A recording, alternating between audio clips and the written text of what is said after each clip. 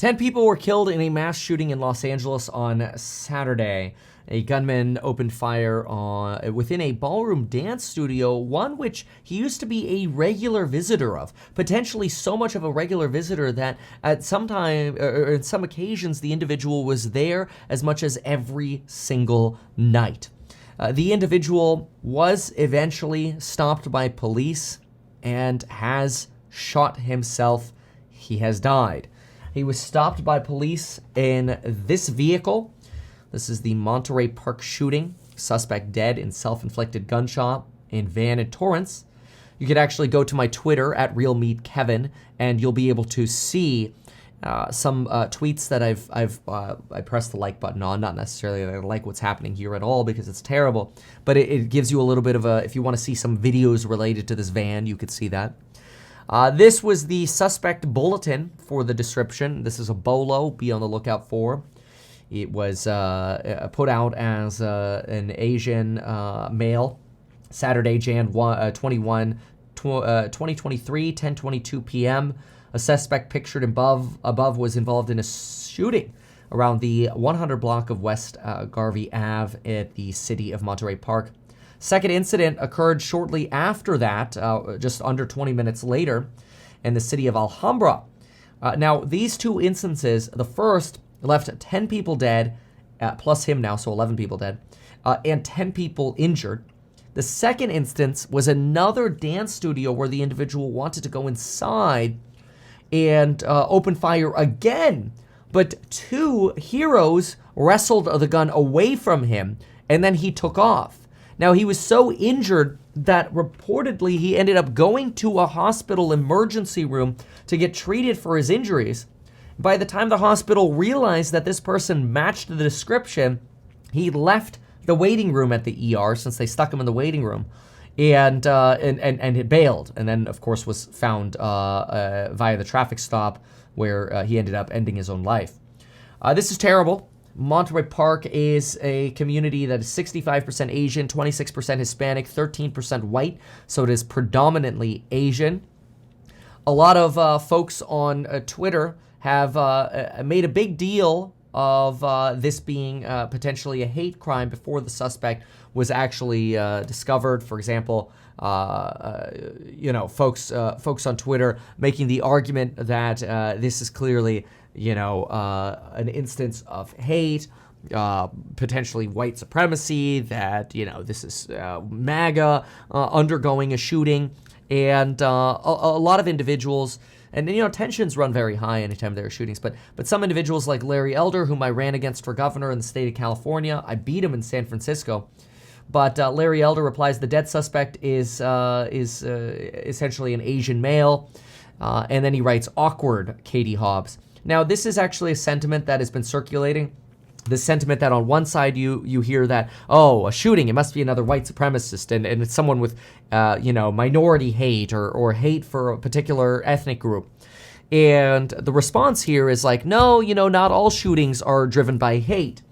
And that's true. Not all shootings are driven by hate. However, it's also worth noting that it is entirely possible, and I'm not trying to jump on any narrative here, right? I'm just providing perspective. I'm very much in the middle. When I ran for governor, I promised to be in the middle, and I ran as basically a 59-49er. And anytime I take political biasy tests, I'm like in the mid. If anything, I'm left, right, middle, but then I go a little bit more towards libertarian versus authoritarian on sort of the 4-axis chart. But when it comes to this, it's worth noting that there can be hate against all other humans. In fact, the individual was quoted as being somebody who had a bad temper, as somebody who was known to be very frustrated. And even though he was known as being somebody who would come to the dance studio a lot, he lived just 5 minutes away from the home, he was described as easily irritated and somebody who would complain a lot, somebody who didn't have a lot of trust for people.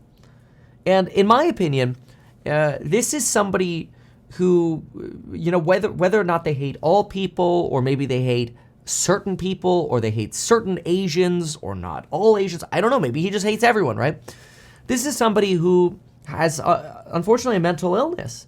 And this is where one of the or had, since he's now dead, this is where one of the premises of my campaign for governor in California was we should not be sending stimulus checks in 2022 to people, pushing us into a budget deficit, much like we're in now. We should be saving for a rainy day, and we should be investing in education and especially ME. We have PE at our schools. Why don't we have ME at our schools? It's mental education. Mental education should be normalized. Mental stigmas are not normal with the ability for people to discuss them or to talk about them, right? A lot of people have mental illnesses. In fact, probably 20 to 30% of us suffer from mental anxieties or mentally debilitating problems like depression, sadness, also, again, anxiety, right? These are things that many Americans deal with. They're real problems. But nobody wants to talk about them because mental health is stigmatized. We believe that somebody who says they have a mental problem is mental, right? And that's, in my opinion, because we don't work out our brains and our mentality like we are supposed to work out our body or are taught to work out our body in as early as elementary school. Instead, we're stigmatized. And so I believe that as governor, one of the biggest pushes we could have had would have been the requirement that everybody yearly has the opportunity not to have a physical evaluation, but a free mental health examination.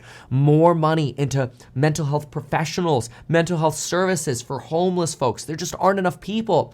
Homeless people get like 3 to 6 month wait lists to get in touch with somebody who's in the mental health profession.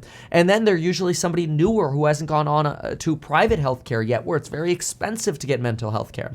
Why don't we teach mental health in schools, right?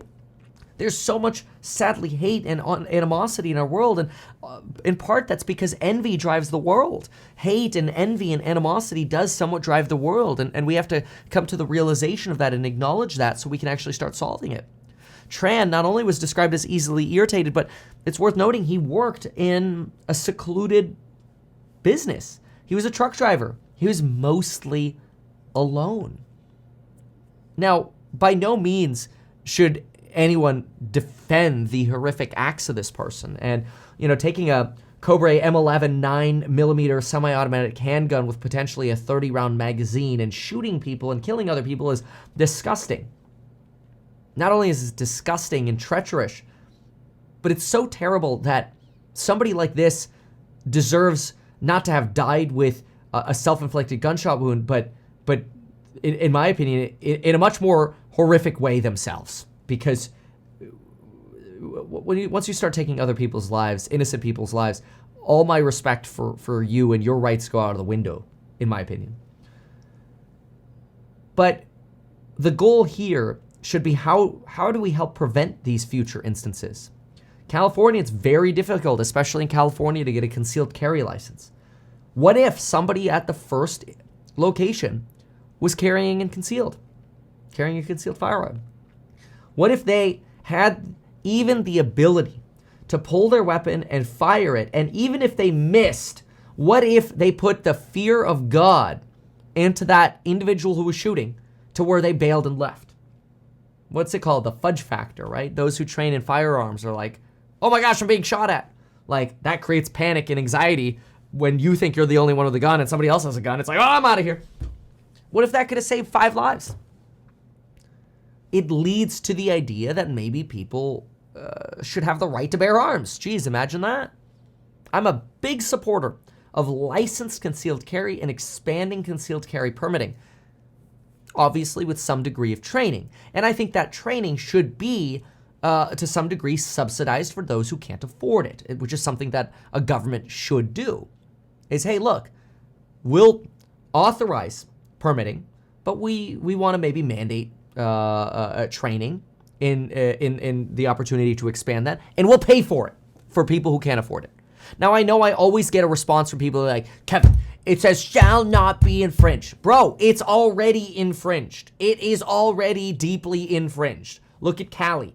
Even law-abiding citizens can't carry. It's ludicrous, okay? Like, I want to be clear, okay? There's like the gun absolutist, then there's the no guns, and then I'm in the middle, okay?